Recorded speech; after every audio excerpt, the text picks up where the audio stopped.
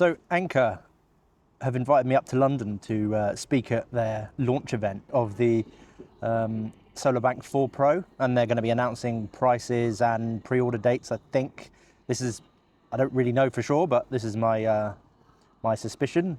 You'll probably know by the time this video comes out. But yeah, I've been invited to go up as a guest speaker and talk on behalf of UK plug-in solar enthusiasts and people just getting into it. It's going to be an exciting day, and I'm hoping that I'll learn a lot, and that well, I'll be speaking to the German Plug-in Solar Association director, and he's going to be attending on the same panel as me, and hopefully there'll be a lively debate and some discussion on where the UK can go from here. They're the guys that did the white paper on second mover countries and kind of the pitfalls and things that Germany recommends that other countries don't fall into. So yeah, it's going to be an exciting day, and hope I learn a lot, and hope I can bring some of how the day goes to you guys. So join me along for the ride for a trip up to London.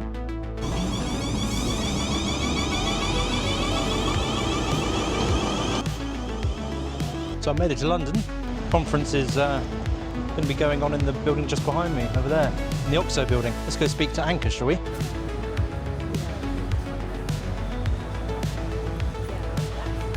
So just a quick one, but I'm here with the SOLARbank 4 E5000 Pro, E standing for effortless. They're pegging this product as being the easy option. You don't have to think about anything.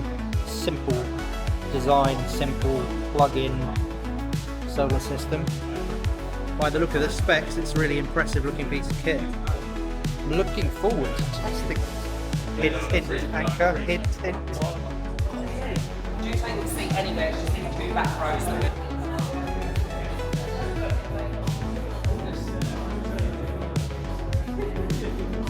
I'm the Strategic Sales Director for Anker SOLIX. Welcome to OCTOPUS. It's an honour to have you all here today to discuss new press products to the market. Buzz the business in March, the energy secretary, backed by solar.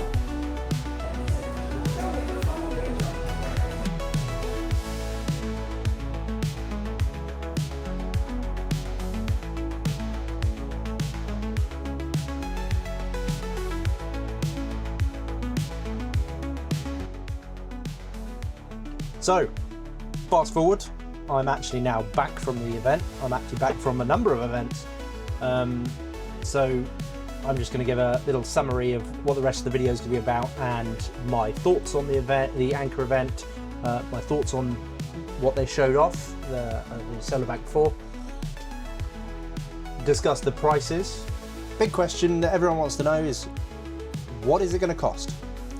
So the SOLARbank 4 is going to be available for pre-order starting today for £1,699 sterling. The expansion battery, which then paired with the main unit takes it up to 10 kilowatt hours, that's going to be available for £1,299 sterling. Now, this does come bundled, when you buy the main battery inverter unit, that comes bundled with the Anker smart meter as well. For those that don't know, what is the SOLARbank 4 Pro? So it's a battery inverter combo from Anker SOLIX. It's got a 5 kilowatt hour battery storage in the base unit. It can output 800 watts into your house in plug-in mode, and up to 2,500 watts in hardwired mode. You can wire in 5,000 watts of solar input with the 4 MPPT trackers on the side of the unit. It can support up to 12 panels, so that's rivaling a rooftop array. It can be expanded up to 30 kilowatt hours with expansion batteries.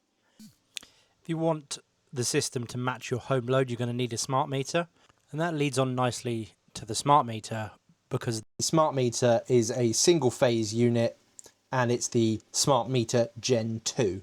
So this promotional period, It runs from the 27th of August to the 12th of October. I think units will begin arriving in October time. That's when you can expect for them to arrive on your doorstep. So Anker are predicting, based on their modelling, a 3.3 year nominal payback period for the SolarBank 4 when used with a combination of solar and arbitrage, the price difference between dynamic tariffs. I've just done a video on that, so head on over to the link up here to see that video. I'm going to put on screen their modelling mathematics now, so you can change some of the variables to suit your home system and your electricity rates, so that you can get an indicative period on how long it would take, this system would take to pay back. Now, some of those variables are really variable, as in you might not quite have such a large solar array, the solar array might not be pointed in the right direction, it may be not factoring installation costs for it being a professional, installed by a professional. So you need to take into account all of these factors, and that might either raise or lower that 3.3 year payback that they are thinking is indicative of what a user could achieve. Answer a couple of questions that I had from members of the Discord, which I then took with me and made sure to ask at the event. So let's maybe start there. One of the questions was, will Anker be bringing out the SolarBanks 1 through 3 to the UK market? And the answer from Anker was they have no plans to do so. So for now, it seems like it's a no. They did kind of hint that if there's market appetite for it, then it's a maybe. But the straight off the bat answer was, we're focusing on the SolarBank 4. It's a 5 kilowatt hour standalone system, which is just that much more of a leap from the SolarBank 3 and the SolarBank 2 and 1. And they've been able to hone this product after a number of years of bringing out yearly incremental updates to the system. The next question was, will the Anker SolarBank 4 be coming with a UK plug on the end? And at the session, the answer was no. So I'm actually receiving, as of this recording, it's arriving later today. So I'll be able to confirm that myself very, very soon. Legislation-wise, let's dive into that quickly, because there's going to be someone in the comments saying, but batteries aren't legal yet, and that is true. So Anker will be selling this product for professional installation only. You will need to get it installed by a professional. But the important thing is the SolarBank 4 is a plug-in ready product. So maybe you're as old as I am and you remember the whole HD era and how TVs transitioned to becoming high definition, and you could buy a TV which was HD ready, and it came with like a sticker on the box, and it was big deal in advertising. It's the same kind of thing. The SolarBank 4 and other battery systems will be coming as plug-in battery ready. So when the legislation comes through, the very high likelihood is that system will become compliant, and you can then use it as a plug-in solar system if you wish.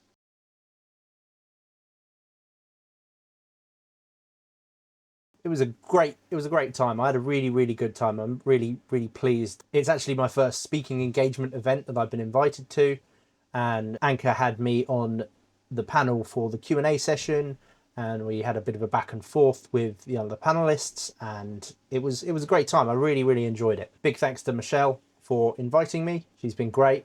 She's the head of Anker PR in Europe. Very grateful to her for reaching out to me and inviting me along. Also, big shout out to Craig Morris.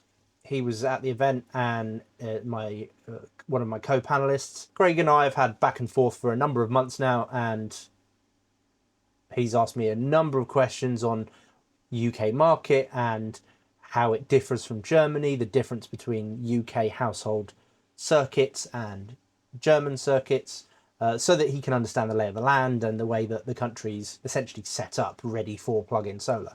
He was actually incredibly pleased to see that the government went further than expected in a number of areas with plug-in solar, but then also example being that the government thinks it's suitable that there's one per household final circuit, but then the disappointment that now Ofgem has ruled that they're not going to be updating G98 for the foreseeable, and that it's one per household. So in terms of showing the panel, I've got some footage. The sound of other people isn't that great, but that's because I was wearing my own microphone, and the rest of the footage is then the rest of the sound is then ambient from the room.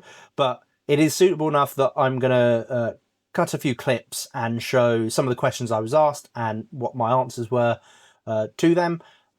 So I'm gonna show that now, and love to hear your thoughts on some of my questions. Was I on point with my answers? And do you think I fairly represented the UK plug-in solar community? I'd love to hear your feedback. To you peers, because you have a growing UK community, and some of them are very enthusiastic and very active. So can you tell us what you observed? Why are people interested in plug-in solar in the first place? What is their game changer and highest motivation? Is it cheaper installation, accessibility, and energy independence, or anything else?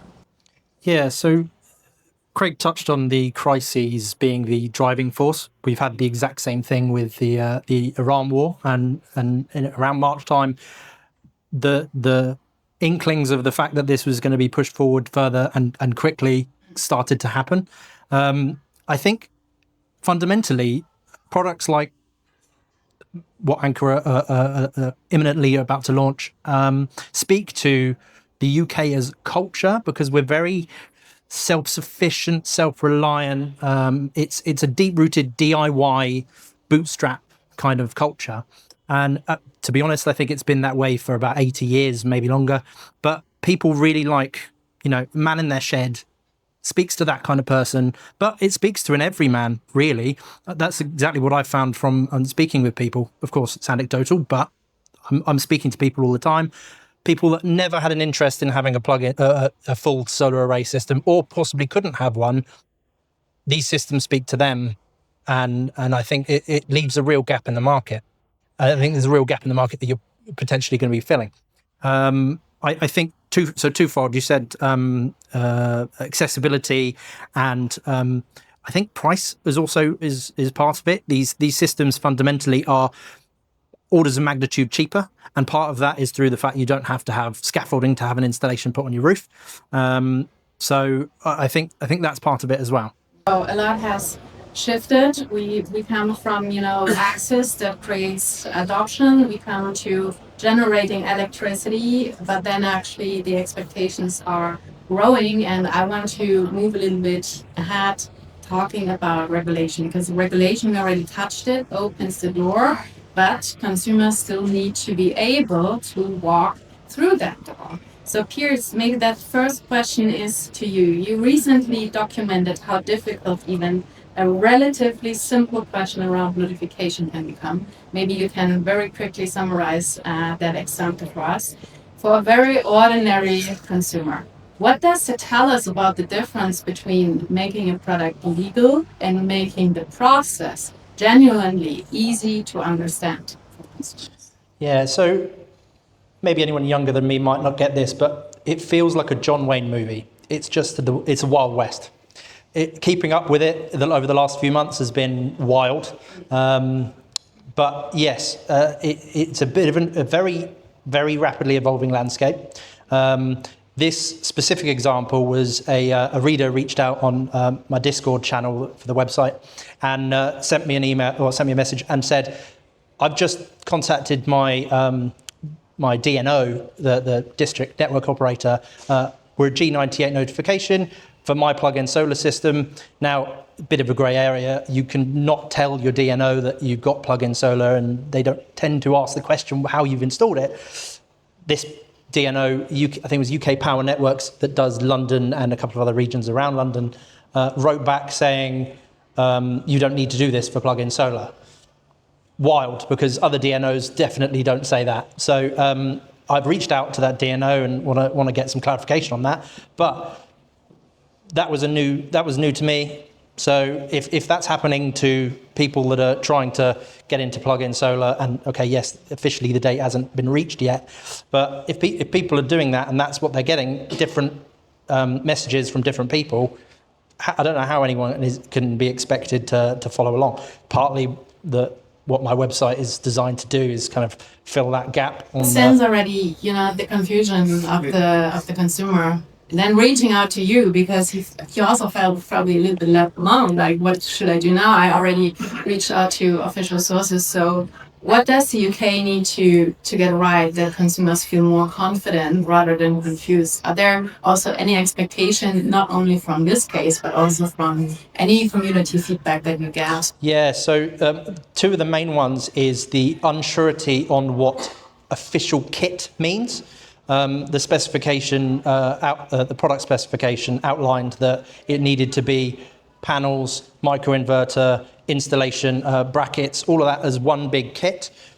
I mean, that kind of goes against the whole DIY aspect of it, where you could just pick it like Lego and go, okay, I want this microinverter and I want these panels from City Plumbing is actually one of the most popular places to get panels. I want to be able to buy panels from there. I want to be able to buy brackets from Amazon. It kind of flies in the face of that. So that's one part. The other part is we've got 8 days to go and there's not a single certified plug-in solar piece of kit on the ENA database. What's happening there? So yeah, there's definitely some gaps to be filled.